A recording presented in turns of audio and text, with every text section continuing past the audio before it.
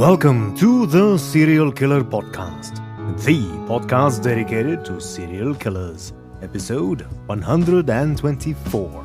And I am your Norwegian host, Thomas Rossaland Viborg Thun. Here we are again, you and I, dear listener.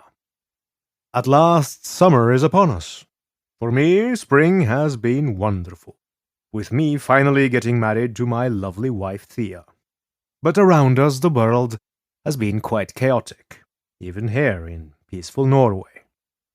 Since June, life has returned to almost normal here in the high north, but I notice that many countries are far from being out of the woods. I do hope my American listeners are staying safe, and I encourage you to hang in there. Judging from the news, things are kind of spiraling in the USA. Americans have been through rough times before, and I am confident you will pull through and again be the shining beacon of freedom the rest of us know and love. Until then, I hope you find some welcome respite by listening to the Serial Killer Podcast. We continue our stay in the heyday of the golden age of serial murder, the early 1980s. Our subjects are still Carol Bundy and Douglas Clark, perpetrators of the Sunset Strip murders. As always, I want to honor those that make this show possible. The 23 foremost patrons of the Serial Killer Podcast are Amber, Amy, Anne, Anthony, Cassandra, Christy, Evan, James, Jennifer, Jesse, Kathy, Lisa, Lisbeth, Mark, Mickey, Monica, Philip, Russell, Samantha, Samira, Skortnia, Vanessa, and Zasha. You really help produce this show, and you have my deepest gratitude. Thank you. If you wish to join this exclusive club of TSK producers, go to theserialkillerpodcast.com/donate and pledge $15 or more to have your name read live on this show. This episode is 100% sponsored ad-free. So, this following part is important. I know no one likes e-begging, and especially in these trying times. However, this podcast is 100% free to listen to, and I, as everyone else, have bills and audio engineers to pay. So if, and only if, you can afford a cup of coffee from your local cafe, consider donating the same amount on patreon.com/theserialkillerpodcast to support your humble host.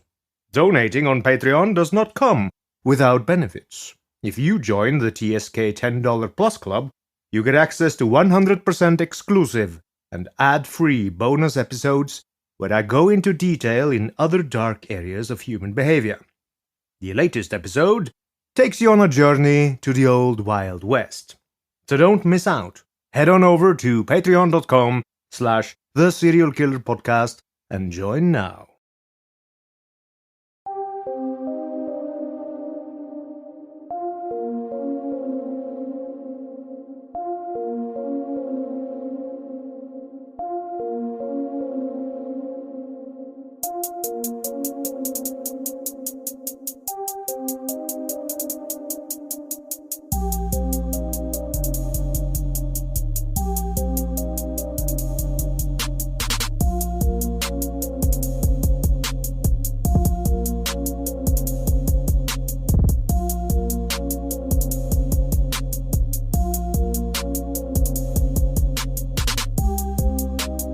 We find ourselves locked up with Bundy and Clark. Both profess how they really aren't to blame. It was all the other one's idea. And they had it rough growing up, so it's all really society's fault anyway. It's a rather pathetic show, and Clark is clearly the most pathetic of the murderers duo. Bundy seems far more calm and collected in her recollections. She was more than happy to tell her tale of murder and mayhem to anyone who would listen, and she made sure to lay the blame firmly on Clark's shoulders. By the 1980s, many criminals had started to notice that criminals who were believed when telling of traumatic backgrounds and childhoods, they often got less severe sentences. Bundy was no different, and she was more than willing to serve up a gruesome story of her own growing up. When she was only 11 years old, she claimed her father had started to sexually abuse her and her sister. It started with him forcing them to touch his genitals. Then he forced them to provide him with oral sex, but it soon escalated to full-blown vaginal and anal rape. Someone must have noticed not everything was well in that household, because after her father remarried, Carol was sent through a series of foster homes. As with many abused girls, she quickly became promiscuous to get attention from boys.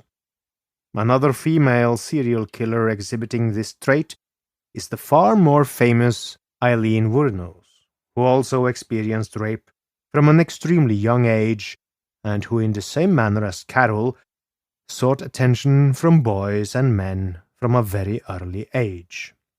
Unlike Wuornos, Carol did not end up being a prostitute. Instead, Carol married very young. Her first marriage was to a 56-year-old man when she was just 17. Her marriages to mature men meant that she was able to afford an education as a nurse, and also ended up working as one. Carol went through 3 marriages by the time she was 35. She went between men and women, seemingly unable to decide which gender she preferred, and was often unfaithful to whomever she was with. Carol's tales of abuse did not stop when she left home as a child. She also claimed one of her husbands had been violently abusive towards her, and she ended up divorcing him when she was 36 in 1979. There are in fact records from a domestic abuse safe house to corroborate this part of her tale. By this time, Carol had 2 children, one 5 and one 9 years old. I have tried, but have not been able to find any information of what happened to her children after she met Doug Clark. One thing Carol has never been was attractive. She had a plump face with a potato-like nose and blotchy acne-scarred skin. She wore her stringy hair short and wore thick, cheap glasses. In addition to this, she was quite overweight. Although she was not an attractive woman, she could be charming. John Jack Murray, her landlord, often helped her out with money, and even helped her to get disability payments, and found her a job as a nurse. Apparently, her openness and appreciation eventually led to them becoming lovers. Although Murray was married and had children, Carol proved to be sexually voracious, and was so certain about his love for her that she tried to bribe and then threaten Murray's wife to leave him. This move backfired, however, when Jack left Carol. She was just a bit too much for him. But that failed to terminate her obsession. She became like a stalker, certain that Jack loved her no matter what he said, and promising to wait for him to eventually admit his love to her. Carol always knew how to find him, because he worked part-time as a singer at Little Nashville, a country music bar on Sherman Way in North Hollywood. He liked to drink there as well. She hung out at the club, waiting for Jack to pay attention, but he continued to ignore her. However, her persistence paid off in another way. Just after Christmas in 1979, Carol did manage to attract the eye of another man at the bar, Douglas Clark, 31. He was blond and handsome, and seemed to take a liking to her. What she did not realize was that in her he spotted a free ride. He knew that lonely, obese women in bars often responded to sexual attention with money, housing, and other benefits. Clark had learned this during his nomadic lifestyle as a mechanic, and Carol was his new target. While he had grown up in a privileged home and had been given a good education, he remained unmotivated and dependent on others. Yet he had a polished, charming manner, with a slight European tint to his speech. He liked to utilize French phrases and to quote from literature. Former girlfriends from prep school, it turned out later at his trial, were still very much in love with him. Another trait he developed and honed was an exhibitionistic response to sex. He liked to record women with whom he was having sex, or to take their photograph, and then pass these around among his friends, whether they wanted to see them or not. He married once, but that did not last. Soon after meeting, Clark and Bundy became lovers, and he eventually moved in. To Carol, he was an amazing adventure, unlike any man she had ever known. Yet this new relationship did not dim her ardor for Jack, and eventually she became so oppressive to Murray and his wife that they forced her to move. For some reason, Doug Clark did not seem to mind too much that his new partner was madly in love with someone else. Carol did, after all, provide him with shelter and wild, really wild sex. According to Carol, Doug had quite the plethora of deviant fantasies, including pedophilia, necrophilia, torture, and murder. Although Carol claimed she never had the same urges, she indulged him. She was also becoming more and more enamored with him, and when Doug said that any woman who loved him would have to prove that love by being willing to murder for him, she was happy to oblige. Carol thus purchased two 25 caliber Raven automatics from a pawn shop and registered them in her own name. Later she would claim this was on Doug Clark's behest, but I, dear listener, am not so sure. Doug probably did ask Carol to bring other women into their relationship for a threesome, and the pair also enticed young girls into the apartment, specifically an 11-year-old neighbor. The girl was photographed nude and persuaded to get into the shower with the adults. Bundy did not seem to think this was wrong. Instead, she later admitted she did not feel that this child was competition for her, and letting Clark have this experience with the girl was just a way to please him. It was a quote-unquote gift. They even made an album of pictures of the girl with him, that same album that Carol would later turn over to the police. The pictures showed in graphic detail how Doug Clark had intercourse with a young child. The pair must have severely manipulated the child, because she would return to them several times to serve them in their deviant desires. But for Carol and Doug, pedophilia was not enough. According to Bundy, Doug wanted a sex slave, someone to serve his every whim and desire, no matter how mundane or bizarre. Carol was terrified to be left alone again, so she claims she took on the role as submissive sex slave. But even this was not enough for Doug. Soon he started to bring home prostitutes, telling Carol to join in on the sex, or sometimes to just sit and watch, as he had his way with them. By the spring of 1980, Carol said later to police, Doug Clark had turned to murder. One day in April, he came home covered in blood. He lied about its source, but then, on another occasion, Carol discovered a bag of bloody women's clothing in the car. Doug then told her about Gina and Cynthia, the two girls of 15 and 16 years old respectively, found murdered in June and dumped off the freeway. Apparently, Doug confessed to Bundy in detail what he had done with the two girls. He said he had picked them up on the Sunset Strip where they sat at a bus stop.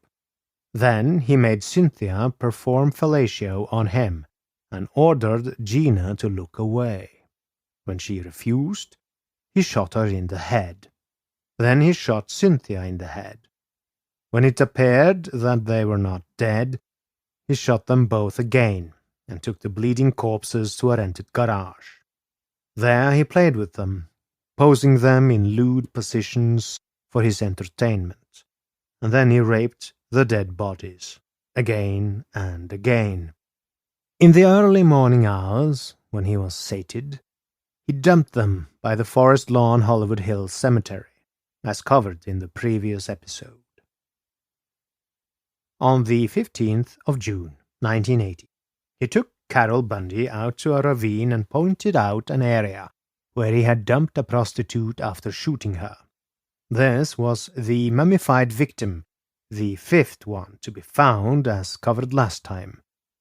But he had kept her panties, he bragged, as a souvenir.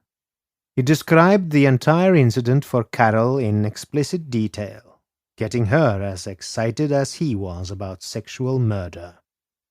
She wanted desperately to be part of his sexually violent ventures and felt that this would seal their bonds of intimacy. And so it was, that on the 20th of June, Bundy accompanied Clark on his Hollywood area cruising, and in a parking lot, Clark made Bundy lure a young prostitute who used the name Kathy to the car. Bundy climbed into the back seat, ostensibly to watch Kathy perform oral sex on Clark. She had one of the guns she had purchased in her purse, and Doug had the other one with him in the front. Carol was supposed to signal whether she wanted to go ahead and shoot the girl herself. But Doug apparently got angry at something the hooker was doing, or not doing, so he reached for the gun, as always according to Carol, and shot her in the head. Carol grew excited at what she had witnessed. It did not disturb her at all to see a young girl die in front of her. She then covered the body so they could drive without attracting attention to a place where they could get rid of the body. They ended up near the Magic Mountain amusement park and left the dead girl in that general area, next to some bushes. According to Carol Bundy, Doug Clark soon returned on his own to the Sunset Strip. There he encountered prostitute Exie Wilson. He drove her to the Sizzler restaurant on Ventura Boulevard at Studio City. She began to perform oral sex when he raised the pistol and shot her in the head as she had his penis in her mouth. In an involuntary reaction, she bit down on his penis, which angered him. He got a bag from the trunk in which he had sharp knives, liquid cleaners, trash bags, and paper towels. In a fury, he cut off Exie's head and placed it inside a trash bag. He left the body in the parking lot. Then he saw a lone blonde streetwalker who had been with Exie. Her name was Karen Jones. She agreed to get into the car with him, unaware that her friend's head was in the back seat. After sex, Doug shot her in the head and chest and pushed her out of the car near the Burbank studios. She was quickly found, and Exie's headless body was discovered on the same day a few hours later. In the meantime, Doug had driven away to Carol's place and placed the head in a freezer to preserve it for their use as a sex toy. Carol admitted to a journalist that they had fun with it. She is quoted as saying, and I quote, "Where I had my fun was with the makeup. I was making her over like a big Barbie doll." End quote. Once she had the makeup right to Clark's satisfaction, he would penetrate the mouth for a form of necrophilic oral sex, and even take it into the shower with him. They continued to use it in this way for 3 days before placing it, freshly scrubbed, in the box in which it was found and discarding it in an alley. Carol wore gloves so she would not leave prints. On the 1st of August, Doug had taken his 11-year-old abuse victim with him on a prostitute run. He let the little girl watch him have oral sex with the prostitute before dropping her off, and then proceeded to shoot the prostitute in the head. He told Carol Bundy he had used her corpse for sex, and then dumped her near some water towers in Antelope Valley. Then, on the 5th of August, Carol sought out Jack Murray for some companionship. She felt Doug had been neglecting to pay her attention, and dropped hints about what she had been doing with Doug to Jack. According to her, he apparently talked about turning Clark into the police. That was not what Carol had intended, so she knew she had to get rid of him. If the need to get rid of Jack was simply to protect Doug, or a final plan to get revenge for being rejected by him, no one will ever know for sure. She lured Murray into his van, threatened him with a gun, and had him lie on his stomach. As he lay defenseless on the van floor, she shot him in the head. Unlike in movies, a headshot will not always kill a person immediately. Jack was still alive after being shot in the head, and he was moaning and twitching. So she proceeded to stab him repeatedly until he died. She also cut pieces of flesh from his backside. After she was finished murdering him, she cut off his head and called Doug, who helped her to get rid of the head in a trash can. The unidentified headless corpse was discovered on the 9th of August, 1980, inside a hot van with a strong stench of death emanating from the corpse that had lain there for 5 days. As I mentioned in the last episode, Murray's body had by then started to severely decompose. Carol Bundy had also done a fatal mistake. She had left the bullet casings from the bullets she used to murder Murray behind in the van. Carol couldn't hold it together for long, and when she admitted to co-workers that she had killed people, the series of murders came to an end. Feeling betrayed by Doug's aloofness, she blamed everything on him, claiming that he was insane and that he had overpowered her. His turn, when the police arrived, he said that Carol Bundy was a lunatic and that he had nothing to do with any of the crimes. She was framing him for her perverse activities. He talked without an attorney for more than 3 hours, admitting he knew one of the victims, that he frequented the strip, and that he had helped Carol to dispose of the head of Jack Murray. Their final demise was as predictable as their relationship had been in terms of the dynamics of dominance and submission. They had performed a lethal dance together, and now it would proceed to a new phase, that of trial and punishment. And so ends part 2 of this tale of the Bundy serial killer you probably hadn't heard about. I hope you enjoyed listening to me telling it to you. The next episode, number 125 in number, will be the final part of this saga. So, as they say in the land of radio, stay tuned. Finally, I wish to thank you, dear listener, for listening. If you like this podcast, you can support it by donating on patreon.com/The Serial Killer Podcast, by leaving a review on Apple Podcasts, facebook.com/The SK Podcast, or by posting on the subreddit The SK Podcast. Thank you. Good night and good luck. Welcome to the Related Podcast. My name is Carly Bible. And my name is Amanda Bible, and we are two sisters that are obsessed with inner and outer beauty and everything in between. We hope to inspire you and bring you behind the scenes to discuss all things related to our lives. And nothing is off limits. You can download new episodes every Thursday on Apple Podcasts, Spotify, and Podcast One.